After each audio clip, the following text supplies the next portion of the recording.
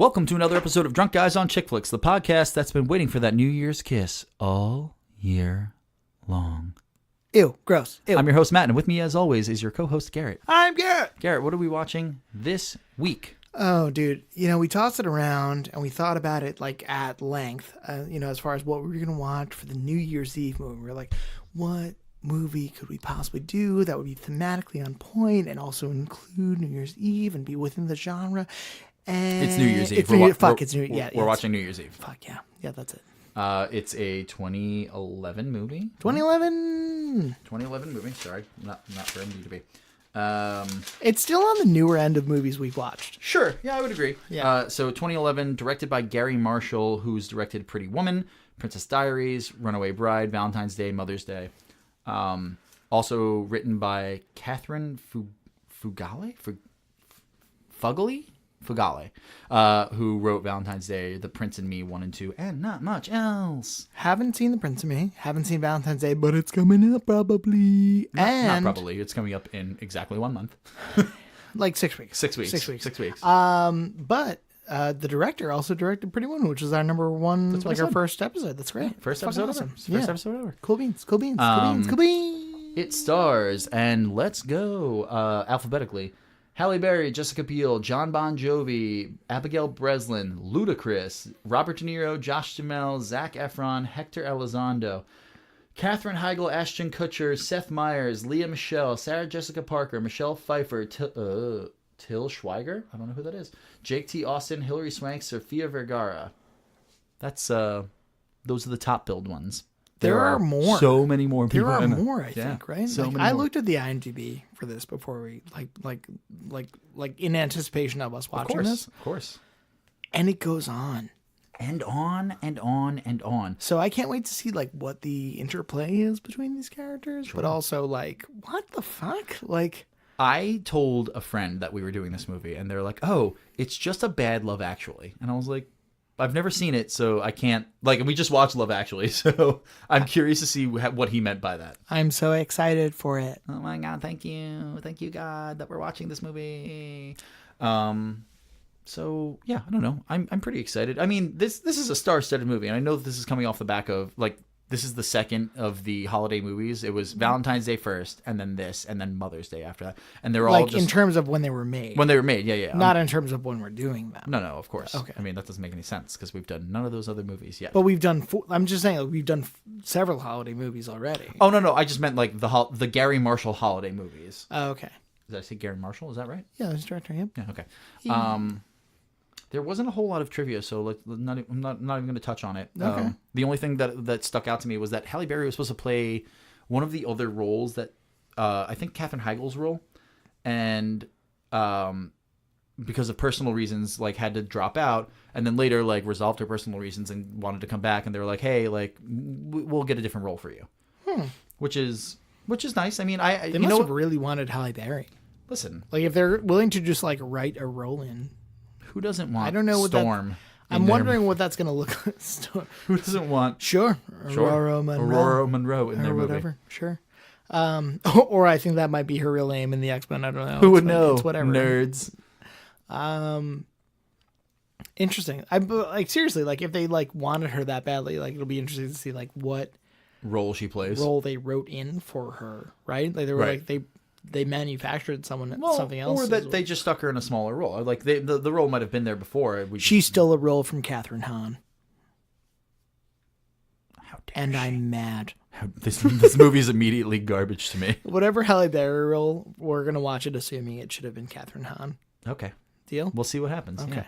We're not gonna do a bet because it's New Year's Eve. Hey. Or, I mean, it will be. It's New Year's Eve, plus we, like, know what the next holiday movie is going to be, and this would be a holiday bet movie. And we're going to go, and for the next couple of movies, we're going to go back to our regular scheduled programming. So we'll go back to the regularly scheduled bets. So whoever won on Moonstruck, which I don't recall. I think I did. I think I did. I'm going to have to listen back. Why don't we just rock, paper, scissors right now to find out who? Nope. No, 0%. Are you sure you don't want to just I'm positive that I won. That's why. Okay. All right. We'll agree to disagree. When you find out that you lost because we don't remember that episode, which was only 5 weeks ago. I don't remember a lot of things. I don't remember what I ate for dinner tonight. That's real. Because I'm old and decrepit. Do you really not? I don't want to talk about personal things. We said we would never talk about personal things. Why? No kissing on the lips. I get it. No kissing on the lips. Yeah. Okay. So no bet. Yeah, no bet. No trivia, really. So for the New Year's movie, we're gonna drink. We found like a reasonably like local, I don't know, local-ish, reasonably local beer with a solid connection. So we're drinking Bronx Brewing No Resolutions IPA. Hey, I don't have any resolutions for this year. Do you? No, you know what? I do have a resolution. This podcast has got to get better. Wow. Shit. Wow. I had a resolution, but it wasn't going to be hurtful. What wasn't it? It was going to be that we should swear less. Let's fucking go! Why? Why? Why? But just why do you do this? Why do you choose to be the way why that do you are? you do this to us and me? You know? Yeah. Why do you? Fuck. Okay. Well, there it goes. All right. So no resolutions. IPA is us. So what I'm thinking is, I want to set a real resolution. Okay. For the podcast or for yourself? No, for myself. But I want to do it once I'm sufficiently lubricated on this beer specifically. So I want to do it towards the end of the episode. I have high hopes for this beer.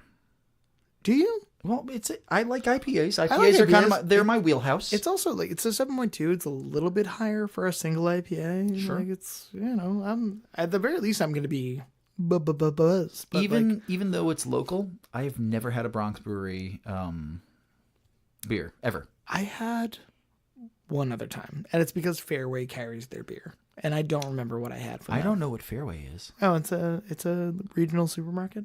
Oh, Fairway. Yeah, I do know what Fairway is. I'm sorry. It's like a nicer Trader Joe's with more brands. No such thing. Well, such thing. It's a Trader Joe's with more brands. No such thing. All right, so I have had some Bronx, but yeah, no, do you actually at the end of this episode, do you want to set real resolutions? Yeah. Also, we discussed earlier that we were going in earlier episodes that we were going to rearrange for the new year. Reorder. We were going to reorder our lists and shit. see what's what. Right. So this will be episode 26. Yeah. So which is actually there are 52 weeks in a year. 52 weeks. Halfway. Half a year. Hey, congratulations! We did it. If you've listened to half of these so far, thank you. That's dope. Yeah, but we really appreciate your patronage. We'll thank you again at the end, I guess. But I'm gonna really have to reflect on what this resolution is gonna be. It's not gonna be lose weight because how pedestrian is that, you know? But also lose weight. No, I'm kidding. Why are you staring at me like that? Why are you so mad? You brought it up. This was you. You did this. Dead air. You're a piece of shit, Matt. There you go. Enjoy. All right. Well, there's sorry. that. Hey, sorry. No, sorry. right. You just made me mad with that lose weight thing. I mean, you brought it up. I'm not here to hurt feelings. You're here to hurt feelings, apparently. You're the one. You're the one. Oh, God. Okay, so we're going to have to do resolutions. All right, we'll do resolutions. Because we don't have a bet to go back to. Yeah, so we'll make that resolutions and a reordering of the list at the very end of this episode. The reordering the list may take a while. Yeah, we'll see. We'll see. I have some strong feelings about my pre-existing list, as is. So, do you really? Yeah. Okay. There are some mistakes I think that were made. So. I'm going to take a little time to think things over. Man, I stumbled over that. I was trying to get, I want to know what love is, but it wasn't getting there. I want you to show me. All right, so we're going to go ahead and watch New Year's Eve. If you guys have already seen this movie, keep listening. But if you haven't, fuck. When this episode drops, it's going to be New Year's Eve. Yeah. It's going to be New Year's Listen to this shit on Monday. I know if you're listening to it, you're already listening to it, so this doesn't really help with that. But or if you're not listening to it, you're not going to hear our pleas. Fuck. Damn. Anyway, if you are listening to us, thank you. Thank you. But if you've already seen the movie, keep listening. If not, pause us here. And as always, we're sorry for whatever happens next. And we'll see you on the other side of the ball dropping. I was trying to do like a kazoo sound. I wish I had a kazoo on me, like one of those noisemakers or something. I'll figure it out. Don't worry. Ruin. See you on the other side.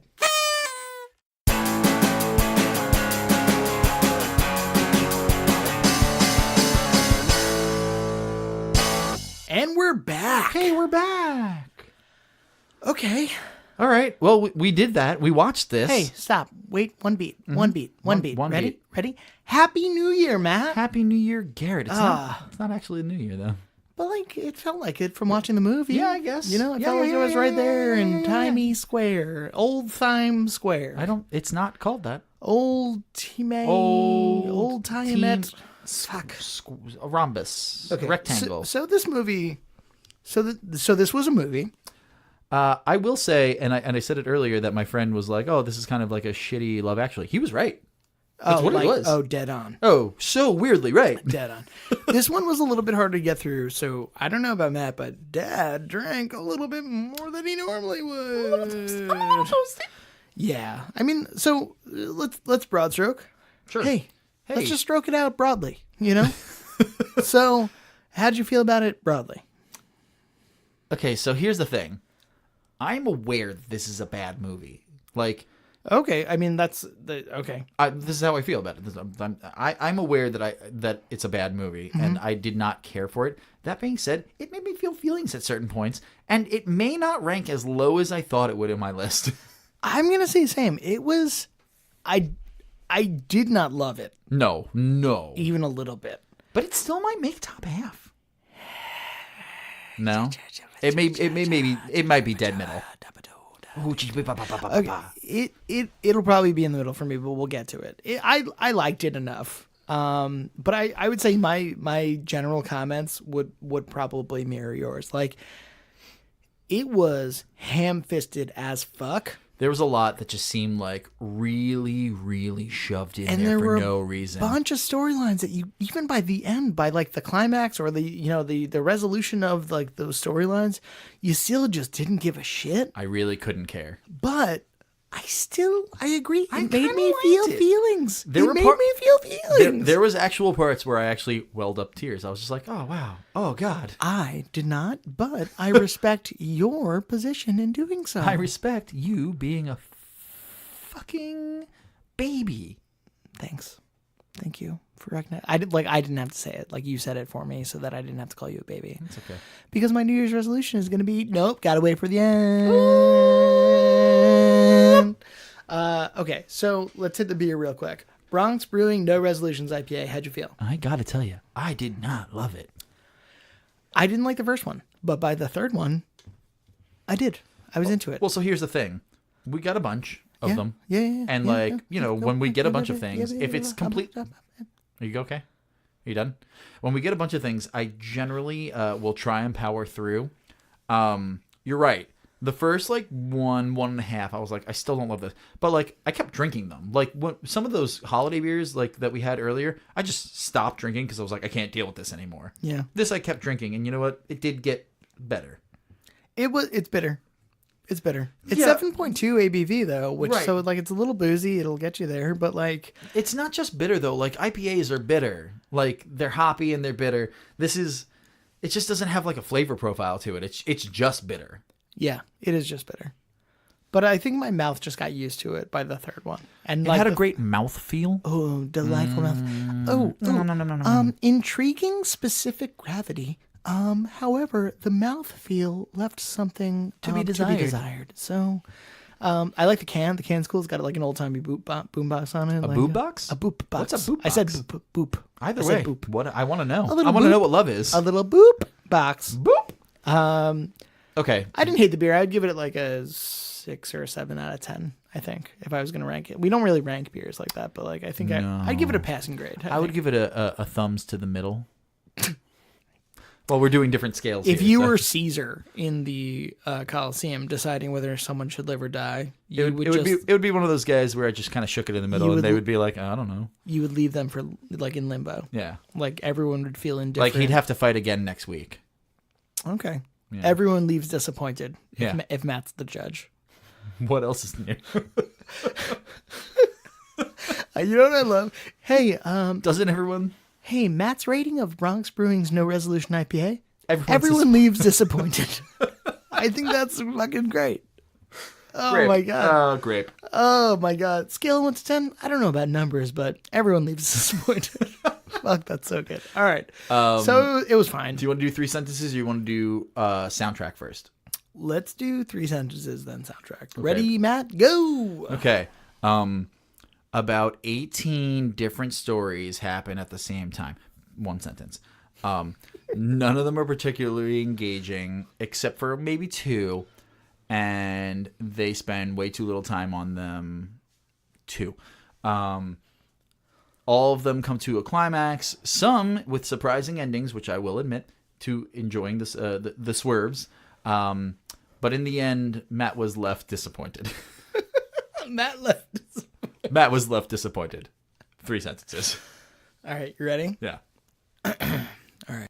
We are introduced to conservatively 100 different people. Period. Okay? Very similar to yours. I get it. No, I was going to say, I don't know if conservatively 100 people. Okay. Maybe generously 100 people. A handful of the people that we're introduced to actually have stories that intertwine. 2. New Year's Eve is saved by Kaminsky. The ball drops. The end. 3 sentences. There you go. Hey, fucking Kaminsky though, right? Kaminsky. Get me Kaminsky. There are several things in this movie where they say it with such gusto that I feel like we were supposed to know about it beforehand. Like one of them is "Get me Kaminsky," and the other is the president of the of the Times Square Alliance is downstairs. And I'm just like, fuck, should I know what the Times Square Alliance is? Shit, oh my god! Like, oh no! Who's Kaminsky? Oh my goodness! Boss? Is that my boss? Is my boss the So spoilers for both of these things. Kaminsky is man, what's the actor's name? I'm sorry. Oh, Hector Elizondo. Hector Elizondo. I'm sorry. Yeah. No. And the president of the Times Square Alliance is Matthew Broderick. Yeah. Both of these reveals felt like to me they should have been bigger. Like if it was like fucking Steve Martin or like Barack Obama. All right, that Steve Martin or like like Michelle Obama. Sure, or like a Michael Douglas or something, and then like you get like these 2 actors who are both great. I mean, I love Matthew Broderick, I love Hector Elizondo, but it's one of those things I was just like, oh, okay, they're in this too. Oh, look. But you were expecting to be someone like a Bill Murray or something, or like a Barack Obama, you know, Matt, the former president of the United States of America, Matt, who? Yeah, I don't know. So there was there's 2 moments like that you really... wanted gravity. I gave you gravity. That's all I'm saying. Like you wanted gravity. Like you wanted someone who had gravitas, and then I gave you someone who had gravitas. And I wanted the Blu-ray of Gravity starring Sandra Bullock and George Clooney. Oh, This is not that. This is not that. Are you using this right now as a platform to dispute the Christmas gifts that I got you? Is that what this is about? The Christmas gifts that you got me were none. So, yes. Here we go. New Year's resolution: get better friends. Is that really yours? No. Because that'd be fucked up. No, you're my best friend. You're a mean guy. No, you're my best friend. Oh, I didn't know we were mean. No, I didn't know we were being mean to each other. Weird. Oh, that's cool. Anyway, so back to the movie. I agree. The reveals of Matthew Broderick and Hector Elizondo, you're sitting there and you're like, who's it going to be? Oh, it's Hector Elizondo. I mean, I like him. He's fine. Right. That's it. That's the emotional roller coaster. You know who else could have been Hector Elizondo's role, and I would have been like the exact same thing? Stanley Tucci. If Stanley Tucci walked in, I would have been like, oh, cool, Kaminsky, cool. I actually would have loved. I think I would have liked him much more if Stanley Tucci was in this movie. Hector Elizondo. I do too. Hector but Elizondo I think, also in Princess Diaries, which was also directed by this director. Right? Yeah. Which I think is like a staple of his, like bringing back people from. And he's fun in Princess Diaries. It's been on the E channel a lot lately. I've watched it and or been forced to watch it. Exclamation point. Yeah, like the No, I got it. Like the E channel, like the E channel. Yeah, You know who else is in this movie? Speaking of E, what's his name? Come on, Seacrest. Seacrest. Yeah. There you go. And I actually wrote down in my notes that Seacrest is always at his best when he's playing a parody of himself, like in Knocked Up, where he like goes on this tirade about all the stars being less famous than him. Yeah, that makes me so happy. And in this movie, like something's going wrong with like his production. He's just like, I don't know what's happening. Nothing's ever going right here, and he it makes me giggle because he's self-aware. That's what I like about it. I mean, he's either self-aware or paid very well to seem as though he's self-aware. Right. You know what I mean? That's what I mean. Yeah. I mean, they make him self-aware in these movies. I don't know if he's actually self-aware. I would imagine he's probably got like a little bit of a sense of humor about himself. Like, for all we know, they're like, hey, Ryan, here's $1 million. Be yourself, bud. Hey, just be you. Hey, could you just be you? Oh, your day is not going great. And start filming. You know what I mean? Like, all these actors just need to know to cut the shit. I love him. In that, especially, I just rewatched Knocked Up fairly recently, and I was like, man, he's so good in this. just being himself. Anyway, before we like delve too deep into the movie, let's talk about the soundtrack. Fairly lengthy. This is The New Year by A Great Big World. New Year by Kate York. If you might see a pattern here, I don't know. Give Me Everything by Pitbull featuring Neo and Afrojack and Nair. Give me everything. Yeah, you got it. Yeah, so good. Have a Little Faith in Me by Bon Jovi. Which is actually awesome. I actually really loved it. Yeah. And you know what? I love Bon Jovi, especially 80s Bon Jovi, and like even some early 90s Bon Jovi is great. But you said something as we were watching the movie that I was like, you know what? It's 2011. How relevant is Bon Jovi in 2011? I looked at Matt like several times and I was like, is Bon Jovi relevant in 2011? They couldn't find someone else with their finger on the pulse of what the fuck was going on? Yeah, I don't know. Like, I don't know. Even like a Maroon 5 would have been more relevant. Can't Turn You Loose by Bon Jovi and Lea Michele. Better Days by the Goo Goo Dolls. I can't pronounce it. It's the New Year song. Auld Lang Syne by Lea Michele. What a Wonderful World by Louis Armstrong. What Do You Say by Jacob Sald? Nope, no one knows. And Pink, Raise Your Glass at the very end. That song gets me turned at weddings, bud. So, hey. It gets you what? Turned. I don't know what that I means. get all turned. Like you turn around? You turn around? No, like it's like different. Like I'm like drunk, but I'm also partying and I'm feeling myself in the party. Like I'm feeling myself, you know, like I get myself into a position where I turn around. Why are you doing You this? get turned. Why? You turned to see someone behind you. I'm going to let you have this. With regard to soundtrack. Sure. In the beginning, that band Great Big World or whatever. Yeah. It was such like a non-famous song that was playing about the New Year that I really was hoping for like that Death Cab song. So I was literally about to say, big misstep not having Death Cab in this. That's such a fucking good song. And as we were watching it, I was like, when's Death Cab gonna happen? I thought it was gonna be like the big, like the climax. I thought it was gonna be somewhere, right? Death Cab was way more like prevalent in 2011. Yeah, like that still wasn't their heyday, but no, like their heyday was like 2005. 5, 6? 12, 15, 90, now, 94, 22. Good. So, but I was like hoping for that song. Me too. I was waiting for it. The New Year. Great song. God, that's a really good song. Put it on the playlist. Isn't there like fuck, who are they? I don't know. They're like, I'm on the fire and now I think I'm ready. I know who you're talking about for whatever reason.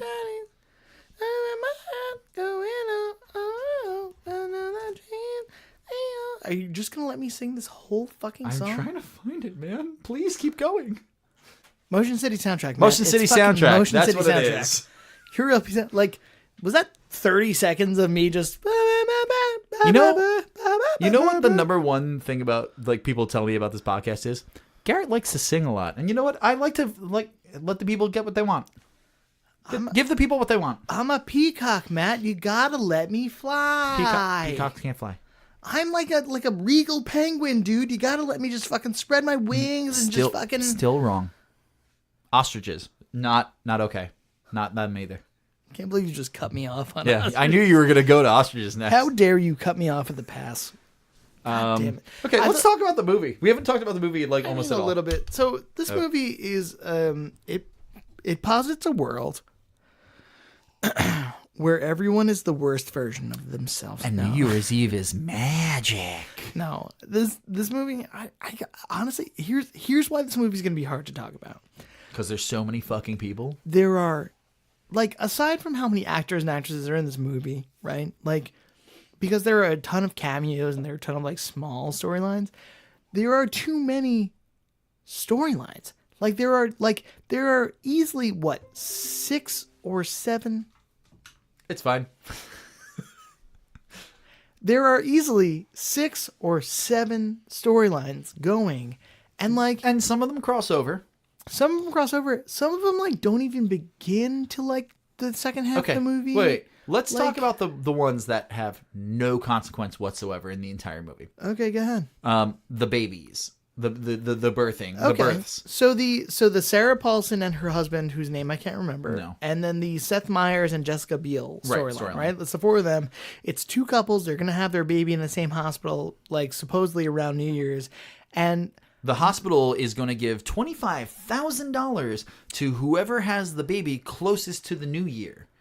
Which is not a fucking thing. That's not a thing. No hospital is giving like, away money. Here's $25,000. We could use that for new equipment, but we'll just give it to you instead. Or they would say, here's $25,000. By the way, here's your bill for $50,000. Like, it's just, that's like so not a thing. It's just a silly storyline. It just is. And they get crazy and competitive. You know what's funny? I ruin movies for myself like this because I'm sitting there like, what do you think, like, their HMO is going to cover here? I literally sit there like, all said and done, what do you think this is going to run them? You know? Like, is it like, oh, so there's like a copay? Oh, so there's and like none of them are. I mean, I guess neither of the women are not charming. Like, they're fine. They play the roles nicely. Sarah Paulson and Jessica Biel. I actually love both those actresses in other roles. No, even in the movie, like, they're fine. They're fine. Seth Meyers is kind of like a weird. Both dads are kind of weird douchebags, and Seth Meyers is only like vindicated at the end where he like sees that like the other family has like 2 other kids, and he's just like, oh, maybe they should have the money, and like gives up the money in the end. Just so I'm clear and I can make sure that I missed nothing. Yeah. So we'll just wrap up this whole storyline right now. Right, because I don't want to talk about it ever again. There's this competition, and this is like, that's it. Like, there's no subtext. There's no context. There's no connection to nothing. anybody else. It's just whoever has the baby first wins, and they're weirdly competing with each other, right? And there's a couple vagina jokes like sprinkled in there. There was one that I really enjoyed where the other dad is yelling at Sarah Paulson's vagina to be like, stay in there. You have to stay in there until it's time. And Jessica Biel just turns to Seth Meyers and goes, please never yell at my vagina. And he goes, I never will. I promise. I never will. Which I loved. I actually loved that a lot. The cadence of it and everything was like very funny. And then like, directly following, the male nurse is like, okay, we'll see who's let the best vajayjay win. And I just cringed immediately. I was like, I hate this. Ew, gross. Oh, gross. Ew, I hate this. Gross. Oh, God. So that storyline ends. They never give any context. They just show that the Sarah Paulson family has like 2 other daughters. Right. And there's nothing like that they're struggling for money or anything. It's just that they have 2 other kids. And then at the very end, Seth Meyers and Jessica Biel let them win. They let them win. Which is like noble. It's nice, but like it's not like, but also because they actually won. In reality, they win. They win by a minute. Oh, but I mean, during their storyline, my favorite character, Dr. Moonstone or whatever, Dr. whoever, it's Carla. Oh man, Carla Gugino. Carla Giannino. Carla Gugino. She is the best. I think she's great in everything she does, and like she's in so many things. Entourage, Sucker Punch. She's in a million things, and I am in love with this woman. She is great. Like, she's hilarious. She's beautiful. She does have a wide range. I will give you that. She has a wide berth of a range. I don't know. Doesn't that what they say about ships? That she has a wide berth. No, like, give him a wide berth means like let him, like, give him more space to. I don't know much about ships, Garrett. Okay. Well, I was born on a ship, Matt. I don't know why you're bringing this up tonight. You were just sharing personal information. She was a new girl too. I actually do remember that. Yeah. Anyway, that storyline was fucking garbage. Yeah, dumb. Total throwaway bullshit. Okay? The other dad is Till Schweiger, is the other actor. He's German of some kind? Yeah, I guess. He's a German of some nationality? He does things in movies, I guess. What other storylines were inconsequential? I thought that the Abigail Breslin storyline was inconsequential. Right, but it tied into the Sarah Jessica Parker storyline. It was kind of the main part of the Sarah Jessica Parker storyline until the very fucking end. I thought let's see. Here's the thing. The Robert De Niro storyline was kind of inconsequential. But it was my favorite part, I think. And other than the fact that it was tied into the Hillary spoiler. Swank. Yeah. So, okay. So, the main character, I would say probably the main character in the movie is Hillary Swank. She's the one who's running. I mean, she's like the first character we meet, but I don't know that she's the main character. Do you feel as though she was the main character? Well, she's the one who's putting on the New Year's show. But I give so few shits about her. No, I know. Matt. I care so little. Matt, like no shits. Anyway, so she's putting on the New Year's show, and there's a lot to be said that, like, Ludacris is like her friend who's a cop or whatever. Oh, we're just whipping that out. Ludacris is in this movie. Ludacris is in this movie, and he plays like a police captain. You know what? And he's great in it. He is great in it, but I was so caught off guard that he was a cop. Like, I'm like watching like the first like 5 minutes of the movie, 10 minutes of the movie, and then she's like, "Oh, I'm gonna go meet my friend downstairs," and then like the chair turns around and it's Ludacris, and I was like, "Ludacris!" It's Tej. It's Tej from fucking the Fast and the Furious. He's a computer hacker, but also a ninja. Yeah, he like has like some weird kung fu skills. Incredible. Anyway, so like the entire movie, he's trying to talk her into going to see some guy. There's no real background given. It's just... It does make you feel like it's a romantic thing, a little bit, yeah. So there's that. And then Josh Duhamel, who's, I think, maybe the first person we see in the movie, right? He's there for... No, she is the first one that you see in the movie, yeah. Well, he's there. He's at one of the New Kids on the Block's fucking... Jordan Knight? No. I thought it was. No, it's not Jordan Knight. New Kids on the Block. That's not even one of their songs. You're not. That's there. Anyway, he's at one of their weddings, and basically he's trying to get to the city so he can get to a party, and it's all made out to seem that he's trying to get to a girl. And the entire movie leads you to believe that these two are the ones that met 1 year ago on New Year's Eve, and they're trying to get back to each other. And then, spoiler alert, at the end of the movie, big swerve because they're racing to wherever they're trying to get. Swerve. They're racing to where they're trying to get, and they even cross paths at this one lamppost, which Garrett said looked like they were waiting for the Hogwarts Express. Platform 9 3/4, y'all. And they like stop in front of this lamppost, and like you think they're gonna like run into each other's arms, and then they run right past each other. Which, if I'm being honest, got me. I was like, oh shit, really? Classic misdirection. It got me too, if we're being honest. I was like, oh shit. And then you find out that Hillary Swank is actually Robert De Niro's daughter. Right. And she's racing to get to her dad's side on New Year's because New Year's is like a big thing for them. And he's dying of cancer and wants to see the ball drop with his daughter one more time. And it's actually very sweet. It's actually like a very nice story. No, it's because it is really sweet. I honestly couldn't have given a shit about Hillary Swank's storyline up until that point. No, it was real garbage. Yeah, it was dumb. It was real. She's afraid of heights, but no one cares. She gets carried up so she's afraid of heights and like walks up this entire scaffolding, but has to get carried up the last flight of stairs face down, which is not helping fucking anyone with a fear of heights.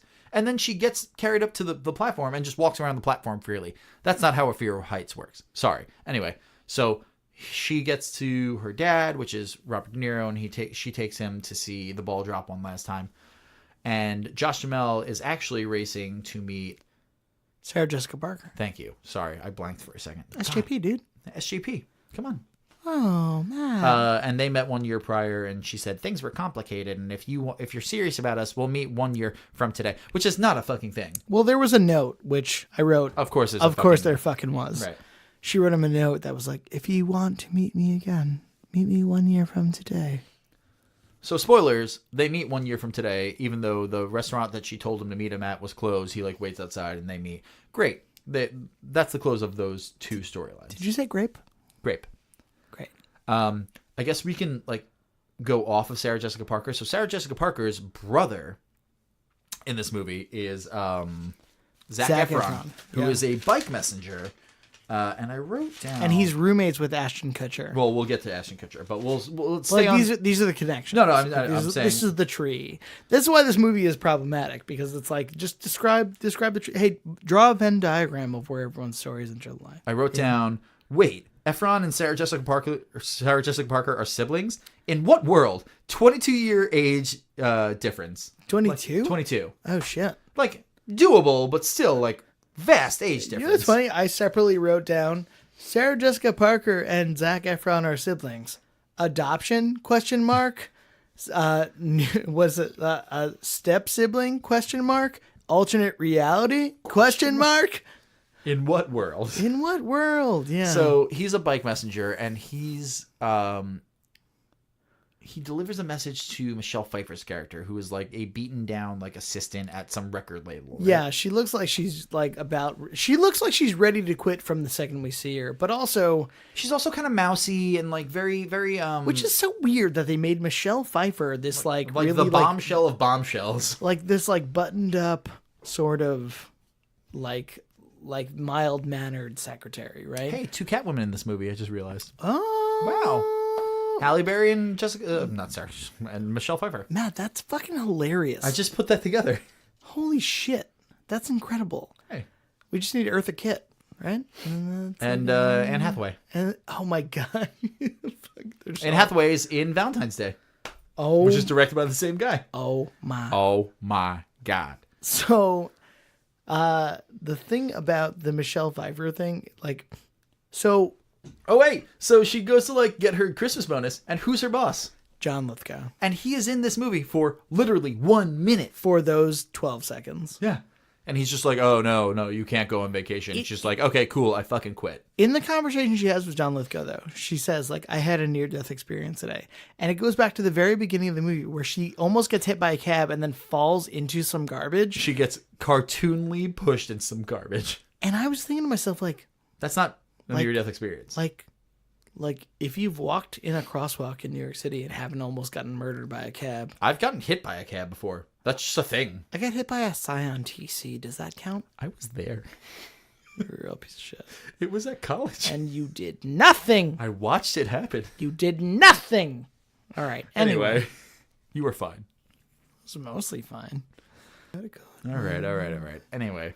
So Sarah Jessica Parker quits her job and then hires Zac Efron, who like has delivered packages to her before, to basically, hey, delivered a package, right? Anyway, to cart her around town to fulfill her New Year's resolution list. Her like from the prior kind of a bucket. year. It's like a bucket. It's not. I think it's just like a. They don't really explain. It's just a list. No, she says that at one point. She says, "Oh, that's an old resolution." Right. So she's trying to like knock out old resolutions before the new year starts. And he flat out says like, this is impossible. Like some of these like are impossible to do all in one day. One of them is like visit Bali. The other one is like walk all 5 boroughs in one day or whatever. And he's like, this is impossible. And she just says, get creative. And if you do, I'll give you these 4 passes to this party, which is Josh Duhamel's mom's party, which is it's so convoluted. I'm having a hard time. That's what I'm saying. Like, a lot of it doesn't make sense. It doesn't. Like, or it does make sense, but it makes so little sense that you're like, I'll accept this, but I hate it. So it's Josh Duhamel's mom's party, which is the record label where John Bon Jovi's playing, and John Bon Jovi is... No, it's the label that John Bon Jovi is signed to. Right, and he plays at the party. That John Lithgow is like an executive at. Right. That Michelle Pfeiffer is the secretary to John Lithgow right. at. But I'm saying John Bon Jovi is also requested that Katherine Heigl is the caterer for that party so that he can see her. Well, we'll get back to that anyway. Listeners, if your eyes have gone crossed, I just Mine want you to did know too. that Matt's have also. So anyway. So Zac Efron takes Michelle Pfeiffer. You know what? This might be actually my second favorite storyline of the entire movie. Like, it starts off weird and kind of creepy, and it becomes like this nice thing where he takes her around and like tries to make all of her wishes come true. Right. It's nice. It's a nice thing, and he is kind of a douchebag, and I like Zac Efron. I love Zac Efron, and he is an incredible bro this whole time. Yeah. And I'm like kind of sitting there like, this isn't the Zac Efron that I've known to like love, that I've come to totally love and accept into my life. All right. You made some choices there. I'm okay with them. This isn't the Zac Efron that I've replaced my Lord and Savior Jesus Christ with, you know? Wow. Was that a lot? No, it's fine. And in the end, like, he takes her around, like, she wants to visit Bali, so he takes her he takes her to this, like, Balinese. Is it Balinese? Is Sure. that right? Like, spa in, like, Brooklyn or whatever. And then she wants to walk the 5 boroughs, and he takes her to, like, the Brooklyn Museum, where there's, like, a big like an exhibit of the miniatures of New York, so she can walk around like as like a giant in the miniatures of all 5 boroughs. It's actually really kind of cool. And it culminates where like her last thing was that she wants to see the ball drop at midnight and be kissed at midnight. And like he leaves her to see the ball drop to go to the party. She gives him the passes. And then he comes back at midnight and kisses her. And she's like, and at first, both of us were taken back. We're like, "Oh God, weird!" And immediately, He she's just like, kind of like grabs her out Right. of nowhere and kisses her. it's weird. And she's like, "What are you doing? I'm twice your age." And he's like, "Hey, you said kiss at midnight." Checked off the list. And I was like, "Okay, you know what? It wasn't like romantic. He was just trying to finish the list." Right. Which I liked. I liked that. I agree. He gave up. Like he could have gone to the party earlier Right. and like hit on whoever. But in the long run, he brings her to the party. Right. So I agree. He did redeem himself a bit. I also think Efron is like a close contender for my favorite character. He grows into me. He grew on me. He doesn't grow into me. He grew Into me. He grew on me. goes in you. He goes in me. He goes in you. I don't know. What We've are been there? making that joke since sorority row. I know. So what? Are there any other storylines that you actually gave a shit about though? Because there are very few for me. Like De Niro, I gave a shit. A very minor storyline is the Halle Berry storyline. Yeah. So Halle Berry was supposed to be a more major part in this movie, and she got written to a more minor part. And she's just De Niro's nurse, and kind of just relegated to that. Oh man, Cary Elwes is in this movie too, and he wasn't in the main cast list. I forgot about that. Wesley from The Princess Bride. Yeah, there you go. Yeah. And he's in Saw, and Incredible. anyway, so she plays the nurse, and she's just like, she like gets like relieved from duty or whatever, and she's like leaving in this like really sexy dress or whatever, and you think she she's gets going all to, done up. yeah, and you think she's going to a party, and then she like just goes into another hospital room and like video chats, and you don't know where it's going, but like it ends up that she's dating or married to. I think she's married to Common, and he's a soldier overseas. And she's like done up for him, and she's like saying how much she loves him. You know what? That actually really choked me up too. And he's literally like being called to go get deployed. And she's saying how much she loves him Yeah. and it just cuts out. And I will agree that were those like that moment, like the feelings from that moment, Right? were the most feelings that I felt. I think so too. Yeah. That and the De Niro story. And De Niro, Yeah. So there was that. The Katherine Heigl story is basically, man, I kind of much. I kind of didn't give a shit. Well, also, about Katherine Heigl also, here. well, I hate Katherine Heigl. I do. I'm Really? gonna put it out there. I don't Straight like up her. hate? Like, not like hate, but she's just doesn't. Every time I see her, I liked her in Knocked Up. Of course, but like then you hear all the things that went on behind the scenes at Knocked Up, and you're just like, man, fuck her. Oh, is she like are there shitty stories about her in real life? Yeah, she was like kind of mean to everyone and like talked shit about the movie afterwards, and like it kind of put her on the map in movies in general. Yeah, I mean that's the first thing I remember her. Right. There's So- that 27 Dresses. So everyone kind of got weird about that it. like what I presume to be a terrible Gerard Butler movie, The Ugly Truth. I don't think I've ever seen that. Do you think that's a chick flick? Yeah, that's on the list. Okay. Keep going. So and Sofia Vergara's in that movie in that Which storyline. I loved. Sure, but Sofia Vergara, and like I've seen her do a couple of different things. She was just Sofia She's Vergara. just Gloria from Modern Family. Yeah. And it's so funny. Oh man, hang on, I gotta go back to my notes. There's one part where she says something, and I was just like, haha, foreigners don't know how to speak English, because the way she says Because it. that was the joke of That the was the moment. joke of like the that's how moment. they were Yeah. portraying it. God, I have so many notes. I wrote like Furiously flipping. Matt, there are only 3 pages in that notebook. How are you doing this? Oh, she goes, oh yeah. So, Katherine Heigl says something and she goes, "Are you psychotic?" And I was like, funny foreigners don't know words. And then she said, She meant psychic. Do you mean psychic? Yeah.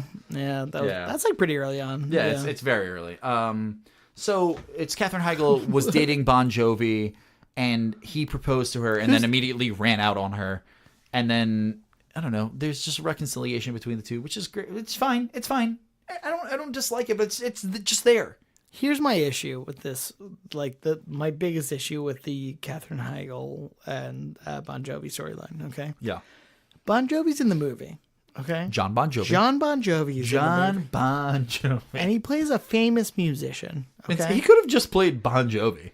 And its name is what? Jasper? Jensen. Jensen. It's Jensen. Jasper. Not Jansen. Jensen. Oh, so Jasper. Jasper it is. So instead of playing Jasper, why wasn't he just fucking Bon Jovi? Well, I guess because Bon Jovi has a wife.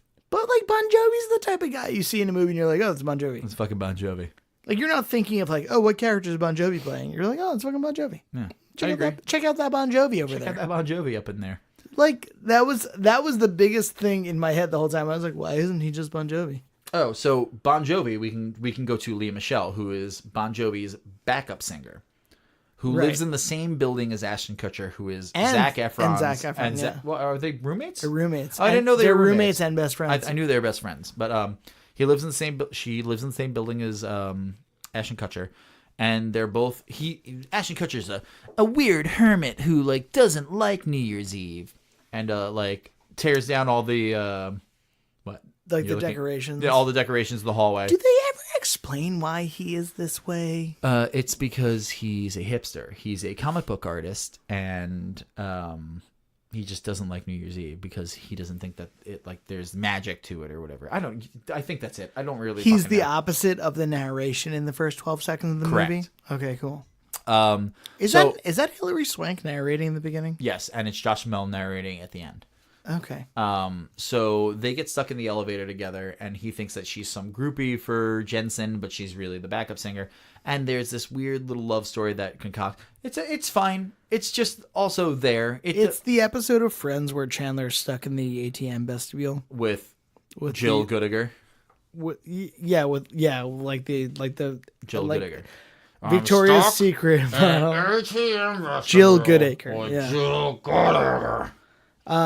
It is that. Yeah. It's that premise, but like it's a tiny microcosm in a movie. So then like they eventually endear themselves to each other, and then like they're pretending to have like a big party, and at 5, 4, 3, 2, 1 they go to kiss, and then the elevator starts working again, and then we get a cameo from Jimmy Belushi. Jimmy Belushi. And then she runs to Times Square so she can sing with Jensen. Jepsen. Carly Rae Jepsen? My brain is fried right now. Jensen. Jensen.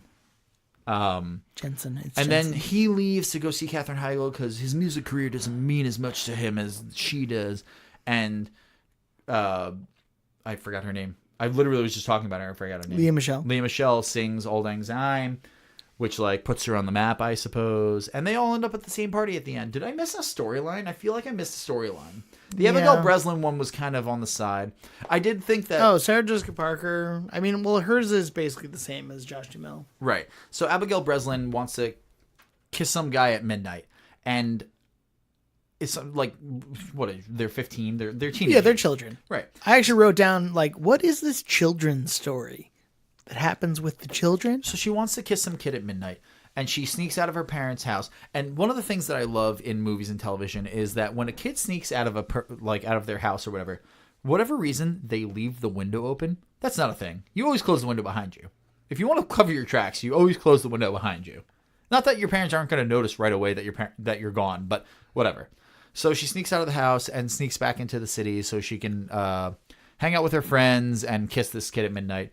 And it's long and convoluted, and she gets to the city and like is about to like meet up with her friends, and then sees that some other girl jumped on him to kiss him, and she gets all upset and turns around. Of course, Sarah Jessica Parker is right there to catch her in her open arms, which is sweet as things go, but also like would never happen. Like all these people seem to keep finding each other in the middle of Manhattan. You know how big Manhattan is? It's like geographically not, but there's so many fucking people. You never see the same people twice in one night. Right.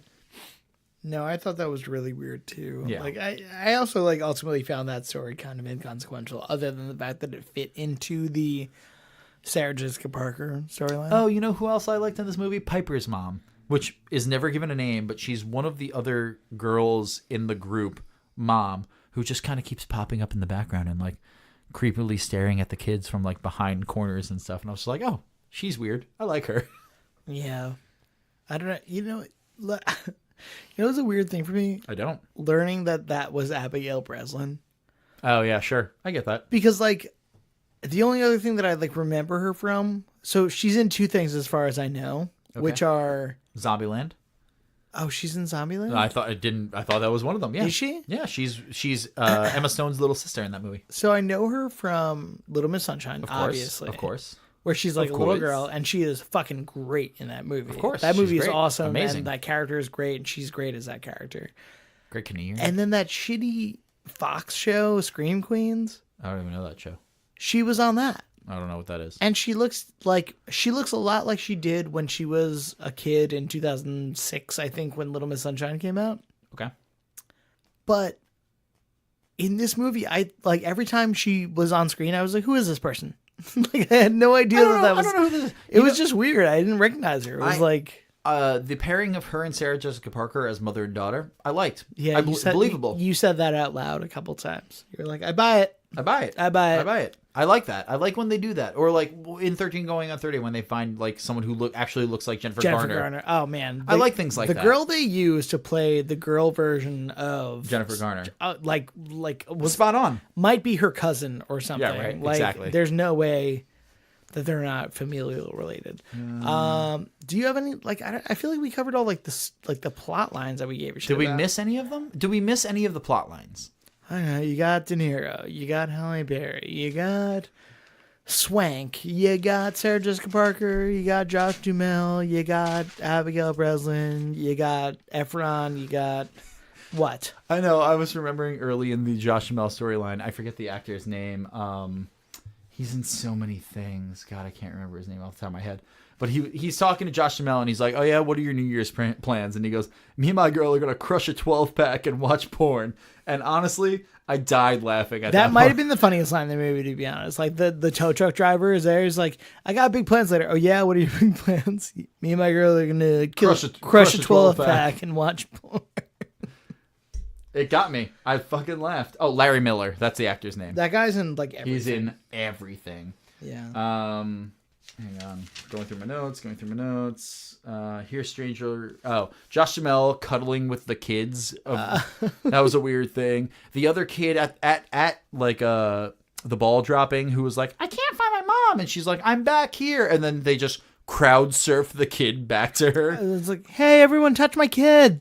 I thought that was the weirdest thing in the world. There's one hard F in the middle of the movie. Jessica Biel says fuck. I forget what it is, but I said hard F, Miss Biel.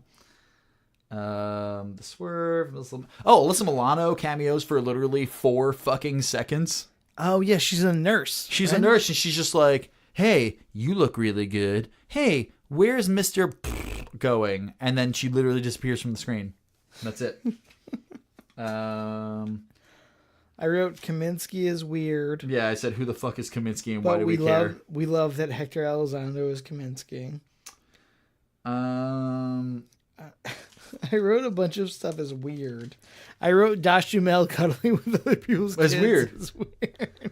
I said Halle Berry common thing felt shoehorned in, which might have been because like maybe they wrote her apart like after the fact. Yeah. But I liked it in the end. I wrote that the movie felt grounded because we had both Seacrest playing Seacrest, but also Mayor Bloomberg playing Mayor Bloomberg in 2011. Sure. That was a thing? There was some sign of the times. Hang on, I have this. FEO Schwartz being a thing, because that's no longer a thing. No, I think they came back, actually. Well, I mean... They went out, and I think they went out for a long time. I think they've come back. At some point, someone is talking on the phone, and they go, save your minutes. And I was like, no one fucking has I wrote that down, too. That's Ashton Kutcher talking to Zac Efron. Oh, is that what it is? And Zac Efron's like, all right, I'll call you back. And Ashton Kutcher goes, save your minutes. And I'm like, 2011 were minutes a thing still in 2011? Also, Josh Duhamel, when he first leaves the wedding that he's at, he's got one of those external GPS, like a TomTom or whatever the fuck they are. Yeah, like a Garmin or a TomTom. That's always fucking wrong. That always tells you the wrong way to go and like recalculates. It takes him into a sign. Yeah. It drives him into a sign. Opening narration, thumbs down, which I mean, if you listen to the podcast, you know I fucking hate that. I think that's it. I think we kind of did the whole movie. All right. Well, and rest in peace, Penny Marshall. Penny Marshall is the director's sister who shows up in the movie. She's at the party. She's at the party. She just recently died, which is very sad. She's Laverne or Shirley? I forget. Laverne, I believe. From Laverne and Shirley. No, I don't know. And the outtakes / party scene at the end is just an excuse for Zac Efron to dance and or sing in any movie that he's in. All right. During which we watched Zac Efron dance, and Matt and I were both like, This is dumb. Do you want to, like, be friends with Zac Efron? Wait. Do you want to be Zac Efron? Wait. Do you want to have an intimate relationship with Zac Efron? I stopped at wanting to be Zac Efron. You did not. You liar. You salty son of a bitch. And you said something that you were like, watching Zac Efron and Michelle Pfeiffer dance made you really happy. And you know what? It made me really happy, too. It made me really happy because he's a good dancer and he's a handsome kid. He's a handsome kid. And I love Michelle Pfeiffer. I don't know why. I have fucking such an affinity for Michelle Pfeiffer. And she's like a beautiful woman, and she's like a beautiful older woman now, especially. Sure. But like, that's not it. I don't know why I think Michelle, like, I don't know if it's the Catwoman thing from back in the day, and I was like, oh, Batman Returns, dope. Like, I don't know what the fuck it was about Michelle Pfeiffer that made me love this scene so. And she's like not even like the focal point of the scene. It's really just Zac Efron like really getting move. after it, like Michael Jackson dance moves and stuff. I'm like, yeah. I mean, like, I want to dance with Zac Efron. I think doesn't? that would be pretty good. I think is that not what everyone wants? Okay, so like, are we as a part of the New Year's thing? Yeah. Right. We're sticking to this whole thing that we're going to re-rank all the movies. Yeah. Well, we said. I think a couple episodes ago that we were going to take our lists and reevaluate and see what. Yeah, this is a cool thing. Episode 26, half a year. It's also New Year's, right? Hey, New Year's resolution. We're going to look back on what we did this past half year. This is not the resolution. No, I'm just saying we're going to look back past on what we did this half year. Okay. Let's go through 1 through 25, our past 25 movies. Well, no, so like. Including 26, though? Including this movie? It's got to. First we're going to do what we had before. And then you're going to give your updated list, including this movie. So we're going to re-rank 1 through 25 and then add this movie? Restate your list, 1 through 25. And then state your list in the new ranking with the new one in there. Okay, so old list first. Right. All right. Go. All right. So my number one was, this is Garrett, will always be... This is Garrett. So my first and always will be Moonstruck. I think that for sure.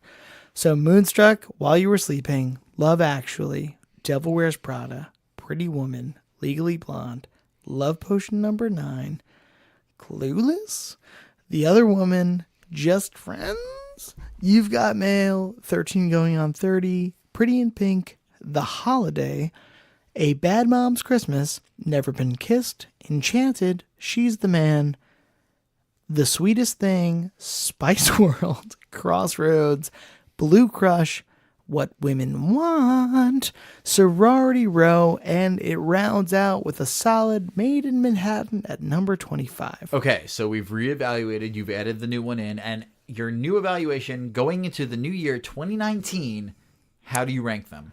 It's not super different, but I think you might be surprised. Ooh. All right. Number 1, Moonstruck. Number 2, While You Were Sleeping. Number 3, Love Actually. Top 3, exactly the same. Top 3, exactly the same. Number 4, Pretty Woman. Okay. Number 5, Devil Wears Prada. A little bit of a flip-flop there. Number 6, Love Potion Number 9. It only moved up 1. Number 7, Legally Blonde. Again, moved a little bit down of 1. A little flip-flop there. Number 8, Clueless, still the Same. same. Number 9, Other Woman, same. Number 10, You've Got Mail. It moved up 1. 11, Pretty in Pink. Moved 12, up 2. 13 Going on 30. 13, The Holiday. 14, She's the Man. That actually moved up considerably upon a closer examination. Yeah. Number 15, Just Friends. Way down. It went down because I feel like it doesn't necessarily belong in the genre, dude. But does that make it a bad movie? It doesn't. But it like if my criteria is like the Criterion Collection. If my Criterion Collection is this genre, sure, that's it what doesn't belong. Anyway, so 15 is Just Friends, 16 Bad Moms Christmas, 17 Never Been Kissed, 18 New Year's Eve, 19 Enchanted, 20 The Sweetest Thing, 21 Spice World, 22 Crossroads, 23 Blue Crush. Man, Blue Crush. Right? Jesus. 24 I take umbrage with the Spice World being at 21. What Women Want, 25 Sorority Row, 26. 26 Made in Manhattan. Okay. I take umbrage with the Spice World being that low. Anyway, so my list started at So wait, so the New Year's Eve for me is number 18. Yeah. Okay. Pretty low on the list. Well, I'm emphasizing that. You glossed over it a little bit. I'm emphasizing that so that we can see where it is for Emphasis in the wrong syllable. you. All right. So what was your list from this past year, Matt? Go ahead. My list up until today was number 1, Devil Wears Prada. Number 2, Pretty Woman. Number 3, The Other Woman. Number 4, Just Friends. Number 5, While You Were Sleeping. Number 6, Moonstruck. Number 7, Spice World. Number 8, Love Actually. Number 9, You've Got Mail. Number 10, Clueless. 11, A Bad Mom's Christmas. 12, Love Potion. Number 9. 13 going on 30. 14, Legally Blonde. 13 was 30. Yeah, right? To be fair, oh no, it wasn't for you. Keep going. 14 was Legally Blonde. 15 was Enchanted. 16 was The Holidays. 17 was Pretty in Pinks. 18 was She's the Man. 19 has Never Been Kissed. 20, Crossroads. 21, The Sweetest Thing. 22, What Women Want. 23, Blue Crush. 24, Sorority Row. And 25, Made in Manhattan. Made and then also Manhattan. Made and also Manhattan. All right, so that was your pre-New Year's list, right? After some thought and adding in New Year's Eve, here is how the list stands now. Number 1, Devil Wears Prada, stayed number 1. Love that movie. Number 2, Just Friends moved way up the list. Well, you had it at number 4, now it's number 2. Yeah, but you know what? I love the movie. I think the weight of number 2. Yeah, I get it. All right. 3, The Other Woman. 4, Moonstruck. 5, Spice World moved way up the list. I actually love how much you love Moonstruck.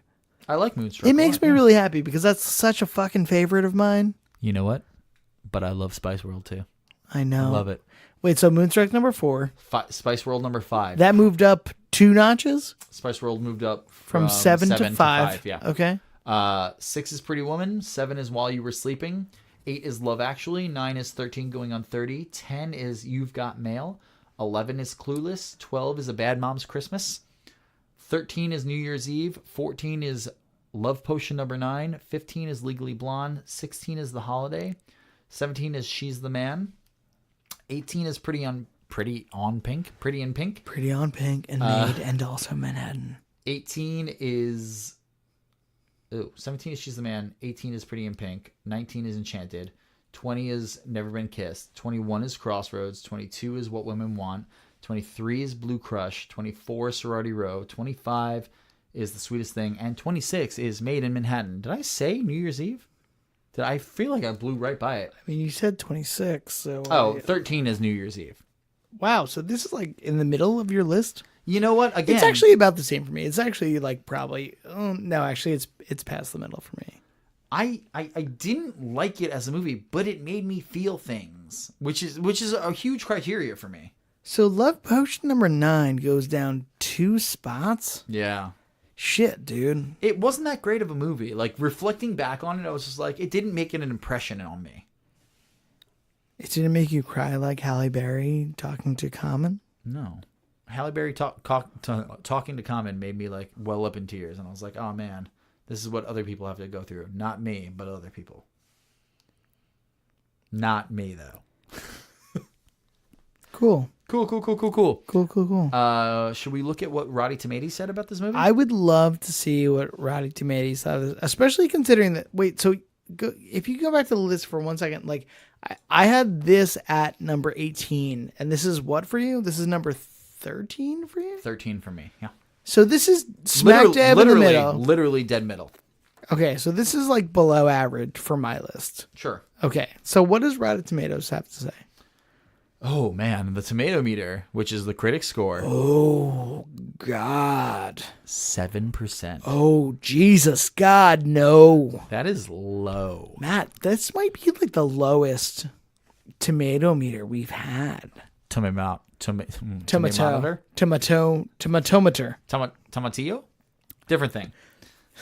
And the audience score, 45%. Much higher than I thought. Honestly, I thought it was going to be much lower. I thought the audience score would be like in the 60s or 70s. Oh, really? Because that's probably where I would put it. Okay. I mean, I put it dead middle of my list, so 50%. But for the critics to give it a 7. That is remarkably low. Well, I wrote down that no one in this cast wanted to be here. And that it looked like that they were any person on the cast was only in the on the set for like maybe 2 days, so like none of the chemistry was really there between any of the like corresponding players. Right, which is why it's such a fucking moneymaker for them, for sure. Because it's like, oh, I'll have to be there for 2 days, $15 million. Perfect. Yeah, I'll be there. That's fine. Yeah, from the creators of Love Actually and Valentine's Day not Love Actually and Mother's Day and also Valentine's Day. You said that twice. And you had nothing. You had nothing. Okay, got it. President's Day. Do you think this movie died? I don't think this movie ever lived. Wow. Sincerely. I think that's a real thing. I've never once, and it's like we're far enough out. If it's a 2011 movie, I've never seen this on syndicated television. Me neither. I don't think I've ever seen it on HBO. Yeah, no, I don't think so. I never hear people talk about it. There was zero buzz about this movie. We just happened to know that for the New Year's episode, there was a movie called New Year's Eve. New Year's Eve. Sure. I agree. So I don't think this movie ever lived. Do you think this movie should have died? Or do you think it never lived? Honestly, here's the thing. Again, I felt feelings, so like I don't think it should have died. I think it has died entirely. Okay. Fine. Like I think like it came out and people probably saw it when it came out. And then it just petered, like it just disappeared into the ether. Do you think this movie belongs in the genre? Oh, for sure. Like it is a chicken flicker? It is what it is. Chickadee flickadee? Chickadee flickadee? Yeah, I agree. I think this is aimed at a primarily female audience. Like we felt feelings here and there, but yeah, that's cool. It belongs there. Yeah, 100%. Did you have a favorite character? Yeah, I Carla Gugino. She's my favorite character. The doctor that was delivering the baby. Can I tell you, the more I thought about it, Zac Efron's my favorite character. Well, he really redeems himself in the end. And I just love watching him dance. Who doesn't? God. Who doesn't? God damn! God damn! Yeah, no, I think Zac Efron. I mean, she's a close second. She's hysterical. She's great. Like she's like this alternative medicine doctor. Yeah. It's like, yeah, I get it. And maybe Robert De Niro does a great job. Robert De Niro's great, but like he also just like they devote almost just no dies. time to that story too. Well, because he's just dying, and then she gets there, and then they go up to the roof, and then they have their moment, and then he dies, and it doesn't show him dying, but it shows true. her Hilary Swank with a his Ziploc effects. bag with his personal effects, which is rough. Yeah, It was it's rough. It's a rough moment. And they're like, "You want to know what we see on New Year's?" And the nurses just bring her into a room full of babies. As her dad is leaving the world, there's just a room full of babies. Or has already left the world. Entering the world. Yeah. Right. Would you recommend it? You know what? I really would. I wouldn't. No? I wouldn't. Hardcore no. Agree to disagree. Hardcore no. Agree to disagree. Why would you recommend it? Again, I felt feelings. It made me feel... I went into this movie being like, I don't want to watch this even a little bit. And I came out like being like, okay, you know what? Fine. It was a little long, and stories could have been cut, mainly the baby's story. But in the long run, I was happy that I watched it. I think if I watched this movie stone cold sober, I'd be mad. I believe that. Yeah. I believe that you would be mad if you watched the Stone Cold Do you sober. feel like I get mad at a lot of stuff? You get mad at a lot of things. Garrett, bring us home. All right. So I think we have flat out fucking murdered this movie. If you're listening to us on Monday, Happy New Year, motherfuckers! Oh my God, it feels so good. It's literally been half a year. We did not plan this. That the New Year's episode was literally going to be, half a year of episodes. If you have listened and you have given a shit for half a year of episodes, we appreciate you. We appreciate you so much. Thank you. Fucking tell a friend. if you don't want to tell a friend, fuck that idea. That's a terrible idea. I agree. You should tell a friend. No, I agree. Like, just keep it to yourself. It's your cool little secret. It's whatever. It's Secret. awesome that anyone has listened this much. We know we have some listeners. And we appreciate you. Appreciate the shit out of you. It's great. We're gonna take a short break for the new year. We're gonna take a 2-week break for the new year. Kind of just recompose. Maybe we'll come back with some new segments. We'll figure something out. We'll present each other for other shit when we get back. It'll be great. We always do. Yeah, it'll be so good. And we'll have other stories for us. I mean, one of us will embarrass each other at New Year's. At least. And like maybe vice versa. Who knows? Garrett, where can they find us? You guys, if you're looking for us, you can find us at DGoCF on Twitter, at DrunkGuysonChickFlicks on Instagram, DrunkGuysonChickFlicks at gmail.com. And there's some sort of Facebook that I'm aware of, but also intentionally not aware of. Yeah. Hey, be safe out there. We really appreciate your patronage. We'll see you in 2019. Hey, wait. What? Stopping. Before we do it. Yeah. Oh, we didn't do new resolutions. My resolution is to have less of a generalized disdain for you than I do right now. My New Year's resolution is to have you edit more of this podcast. Wow. One of those was way more serious than the other. We'll figure out which one it is. Anyway, thanks, you guys. Thanks Appreciate for listening. You've been fucking great. God bless. Happy New Year. Happy New Year. Fucking be safe out there. Kill me. Goodbye. Kill me.